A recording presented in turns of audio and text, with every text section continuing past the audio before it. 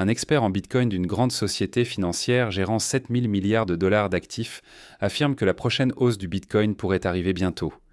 Nous avons cette histoire. Nous avons aussi quelques graphiques sur le Bitcoin. Nous avons les dernières nouvelles sur l'Ethereum, les dernières informations sur le marché boursier. Nous avons beaucoup de choses à discuter. Allons-y. Tout d'abord, Jurian Timmer, le responsable de la stratégie macro-mondiale chez Fidelity, la société qui gère 7000 milliards de dollars d'actifs, affirme que le Bitcoin a continué de progresser la semaine dernière, atteignant un nouveau sommet de reprise à 78 000 dollars. Le rebond depuis le creux de 60 000 dollars pourrait encore être décrit comme un drapeau baissier ou un canal baissier, peu importe comment vous voulez l'appeler. Mais j'ai le sentiment que le Bitcoin continue de former une base importante ici, en préparation de la prochaine grande vague haussière. Yo, maintenant, Jurian, au fait, j'aimerais partager... En décembre. Il était baissier alors que le Bitcoin dépassait 100 000. Il a annoncé que le Bitcoin atteindrait un plancher vers 65 000, ce que nous avions partagé avec vous. Eh bien, devinez quoi? Il s'est un peu trompé. Nous l'avons acheté à 60 000 d'accord, c'est proche. Assez proche, Jurian, je prends. Cet analyste, encore une fois, ce n'est pas, vous savez, un crypto-bro sur Internet. C'est un homme qui travaille dans l'une des plus grandes institutions financières de la planète. Il dit « Préparez-vous pour la prochaine hausse ». Aura-t-il raison? Personne n'a toujours raison, mais il est tout de même remarquable que Jurian soit de nouveau haussier, les gars. Allons-y, allons-y.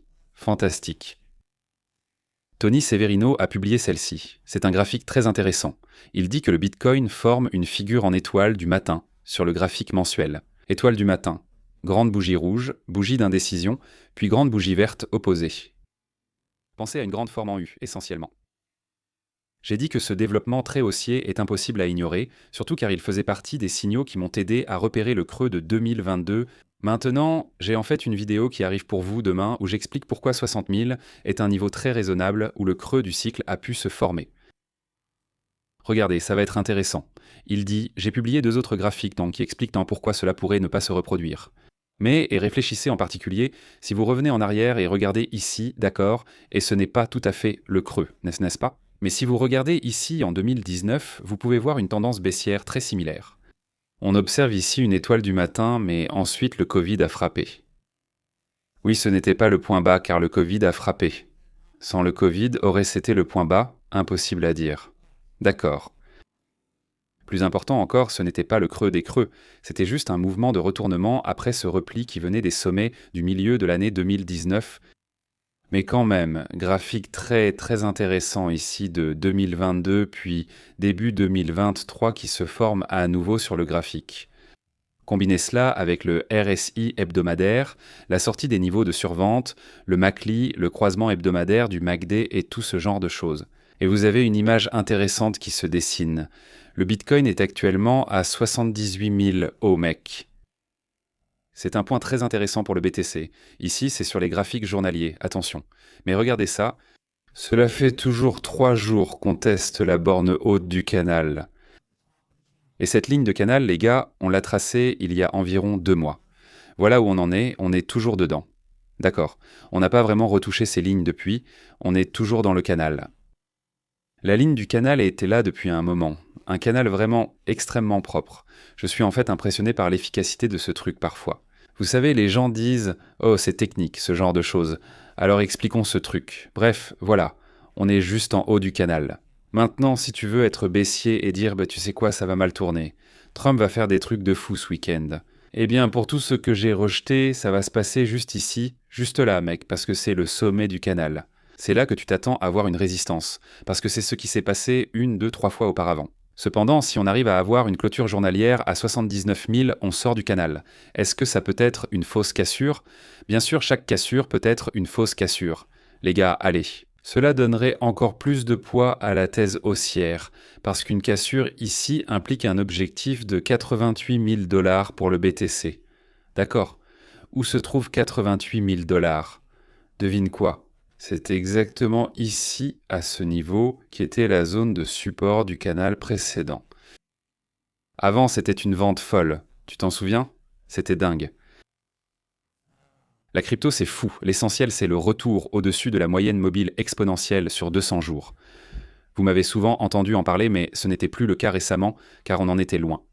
Mais quand le prix d'un actif se négocie au-dessus de sa moyenne mobile simple ou exponentielle sur 200 jours, c'est haussier. Quand il se négocie en dessous, c'est baissier. Très simple, très simple. On évolue actuellement en dessous de ce niveau. Donc le marché est toujours dans une phase baissière, évidemment. Mais il y a beaucoup de choses intéressantes qui se préparent au-delà de ce que je viens de mentionner sur les graphiques hebdomadaires et de ce que Jury et Timmer disent. Mais il y a aussi la moyenne mobile exponentielle. Sur 20 jours, elle a croisé la moyenne mobile exponentielle. Sur 50 jours, elles sont toutes les deux orientées à la hausse maintenant, ce qui est un signe très positif ici. Le MACD reste haussier. Nous approchons dangereusement du sommet du canal RSI. Donc si on a un gros mouvement à la hausse ici, disons qu'on a une très forte cassure et que Bitcoin fait, vous savez, un mouvement de 10 ou 15% en une semaine ou quelque chose comme ça. Dans ce cas, on observerait sans doute un fort refroidissement, voire un retour tester le sommet du canal. À voir. Est-ce que ce week-end pourrait enfin être celui où l'on obtient une clôture descente? Au fait, cette ligne juste ici, c'est la ligne de tendance baissière. Elle est en place depuis octobre. Il est significatif que le prix soit au-dessus depuis 4 jours. Pas mal. Eric Balkunis, les flux des ETF Bitcoin retrouvent la grande forme, comme le dit Steve Winwood. Toutes les périodes glissantes suivies sont maintenant positives, une première depuis des mois. IBITS, 3 milliards sont dans le top 1% de tous les ETF, mais il faudrait encore plusieurs milliards pour atteindre un record historique de flux cumulés. La tendance repart néanmoins positivement. Sailor et Strategy n'ont rien acheté la semaine dernière, comme souvent après le paiement du dividende préférentiel STRC, effectué en milieu de semaine. Une forte hausse précède, car les gens veulent le dividende le jour même, puis ils vendent. Le prix baisse légèrement. D'ici 1 ou 2 semaines, si les gens anticipent ce scénario, Sailor pourrait avoir plus de liquidités et acheter encore 50 000 bitcoins en 3 semaines. Mais les acheteurs d'ETF arrivent et continuent eux aussi d'acheter. Graphique hebdo du bitcoin. Tendance baissière de l'EMA 20 semaines. Croisement haussier du MACD hebdomadaire en sortie de survente. Ah, c'est fou tout ça. Double putain de creux. Allez. Petite mise à jour sur mes trades ici. Solana reste ouverte et tranquille. Le stop-loss est toujours au point d'entrée. Hype, elle a été en hausse de quelques centaines de dollars, en baisse de quelques centaines de dollars, et maintenant c'est à peu près à l'équilibre. Il ne se passe pas grand-chose de ce côté-là. Nvidia est actuellement à une légère perte latente. Ma position sur Ethereum a été stoppée hier. J'aurais dû mettre mon stop-loss un peu plus large. J'y ai pensé aussi, et finalement je ne l'ai pas fait. Je suis rapidement revenu sur la position juste après m'être fait sortir sur stop. On est clairement en train de faire du revenge trading sur cette position Ethereum, soyons honnêtes. Bref, j'espère qu'on va prendre un peu de distance ici. On pourra remonter le stop loss au niveau du prix d'entrée. On passera à autre chose ensuite. Voici la configuration de trade actuelle et l'endroit où on trade. Si tu veux me rejoindre sur Bitunix, le lien est en dessous. Tu peux trader des actions comme Nvidia, comme Tesla, comme le Nasdaq. Tu peux trader des métaux, de l'argent, de l'or ou du pétrole. Le pétrole, mec. Tu peux trader toutes les grandes cryptos sur cette plateforme crypto native. Bitcoin, Ethereum, XRP, Solana, Dogecoin. Ils ont tout. Et tu peux trader toutes ces actions de façon native, à la manière crypto, en utilisant l'USDT. Et n'importe qui, n'importe où peut trader sur Bitunix. C'est toi. Cool. Lien en bas. Va jeter un œil. Si on dépose 1000 $, ils me rendent 200. Si on dépose 2000, ils me rendent 400 $. Génial, va jeter un œil. Lien en bas, on continue. Oh non, l'économie américaine reste solide. Attendons de voir combien de temps durera la situation avec l'Iran, car plus la crise pétrolière s'étend, plus cela pose problème à l'économie mondiale. Cependant, l'indice PMI manufacturier américain est à 54. Comme prévu, 52,5 la dernière fois, 52,3 autrement dit, il a explosé de 1,7 points. Et c'était 1,5 points au-dessus des attentes. C'est une énorme hausse. Énorme mouvement. Le PMI des services aux États-Unis est aussi à 51,3, donc toute l'économie américaine, industrie et services, est en expansion. Tout cela est très très haussier. Et j'ai un super graphique ici de James Easton. Regardez ça. On en a déjà parlé 1 million de fois. Tu sais, va chercher ta femme et les enfants. Lark Davis parle encore de l'ISM PMI et du ratio hors cuivre. Bref, la capitalisation totale du marché crypto. C'est tout en haut ici. ISM PMI, c'est l'indicateur principal du cycle économique, la ligne du milieu ici. Vous pouvez voir quand il passe en expansion au-dessus de 50 ici, ici et maintenant, ici, actuellement. Cela pourrait nous emmener jusqu'à la fin de 2026 ou même jusqu'en 2027 à un moment donné. Beaucoup de théories circulent à ce sujet. Eh bien, si Tom Lee a raison, nous avons les 18 à 24 prochains mois, alors devinez quoi? Fin 2027 ou début 2028 pourrait marquer le sommet du marché, ce qui serait logique avec l'arrivée d'un nouveau cycle électoral. Les gens paniquent, se demandant qui sera le prochain. Oui, d'accord, mais c'est une période énorme, une grande fenêtre pour faire passer beaucoup d'argent. Génial. Aussi en bas, voici le ratio cuivre-or. Je reste optimiste sur le cuivre. J'achète toujours l'ETF COPEX. C'est l'ETF cuivre pour les sociétés minières de cuivre. Mais pour moi, c'est un trade sur plus de 10 ans. Sauf si ça devient complètement fou. Je me dis, bon, c'est tout de l'argent. Dans ce cas, il faudra encaisser. On va le garder car il y a un problème structurel durable sur les marchés du cuivre, difficile à résoudre, ce qui fera monter les actions des sociétés minières de cuivre. Mais dans 10 ans, ou sur la prochaine décennie. Je vais continuer à en acheter. Chaque fois qu'il y a une forte cassure sur le ratio cuivre-or, ce qui n'est pas encore certain, cela pourrait n'être qu'un mouvement temporaire. La tendance reste baissière. Mais soyons optimistes ici. L'ISM PMI franchit à la hausse la barre des 50, il est au-dessus de 50 depuis quelques mois maintenant, ce qui est extrêmement positif. Le cycle économique américain redémarre enfin après la plus longue contraction jamais enregistrée. Parallèlement, une possible retournement du ratio cuivre-or pourrait survenir.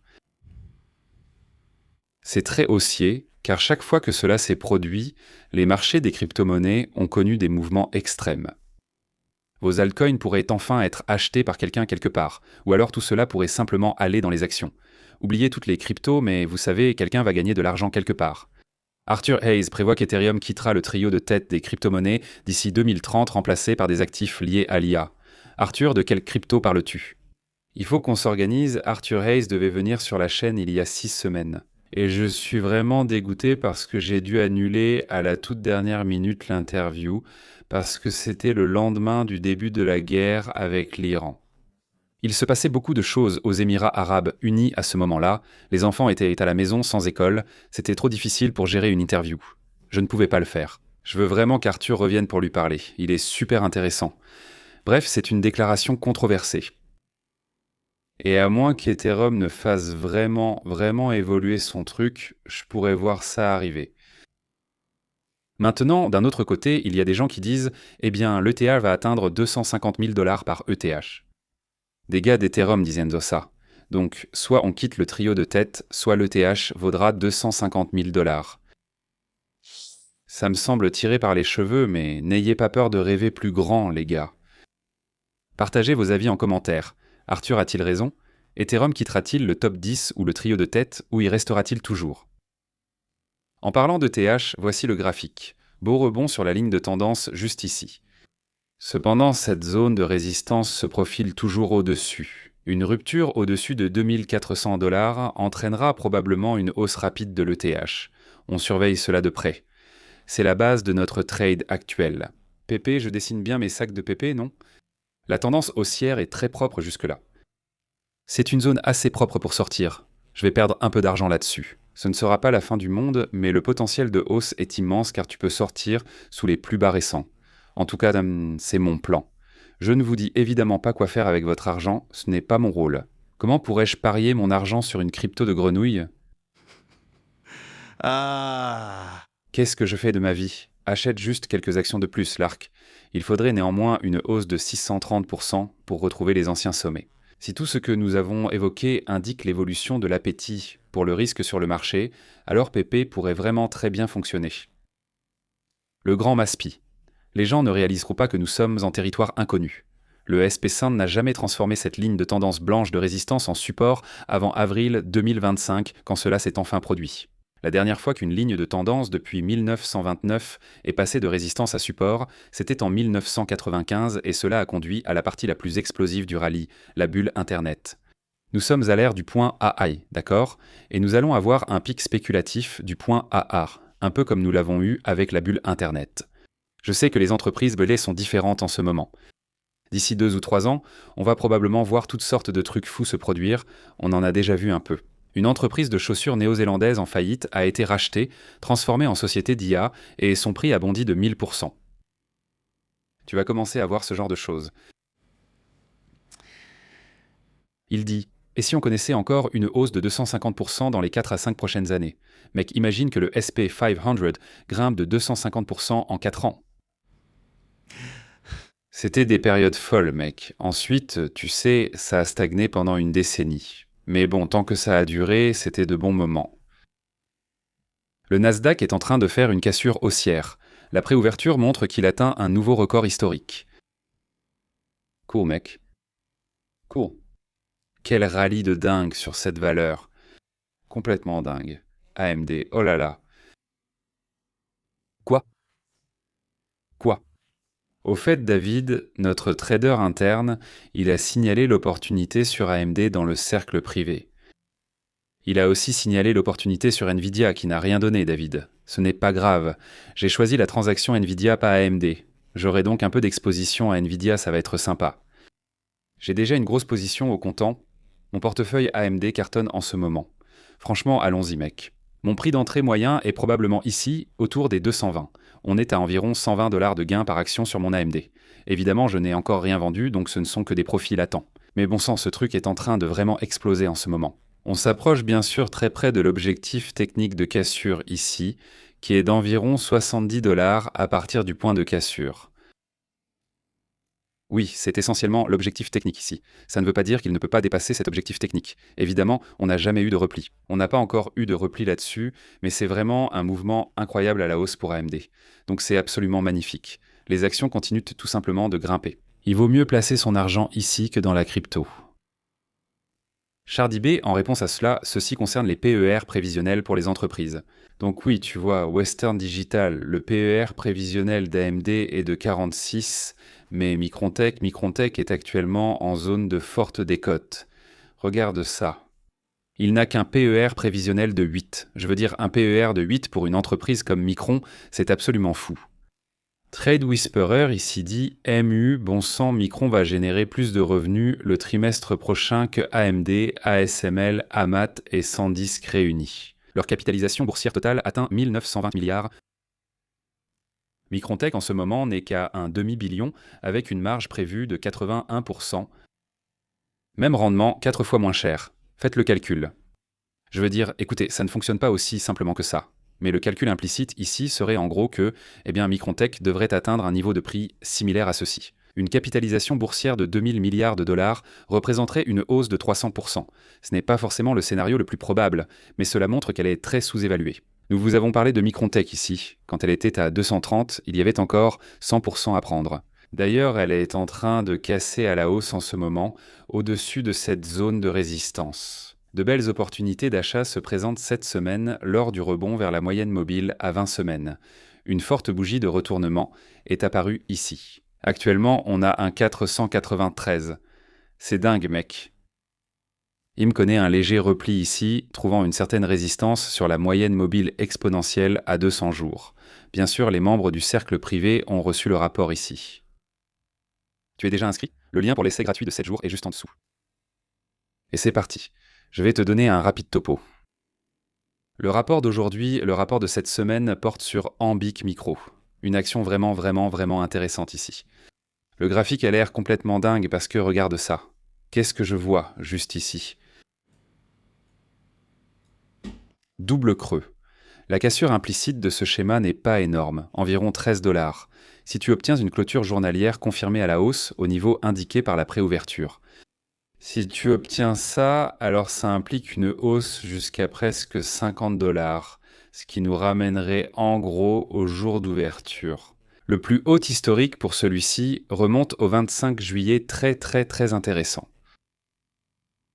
Bref, le lien est en bas. Si tu n'es pas encore dans le cercle privé, tu rates vraiment de l'alpha de dingue. On couvre toutes sortes de super actions technologiques, des opportunités de trading et bien plus encore. On aimerait vraiment te voir là-bas. Merci d'avoir regardé, à la prochaine. Salut!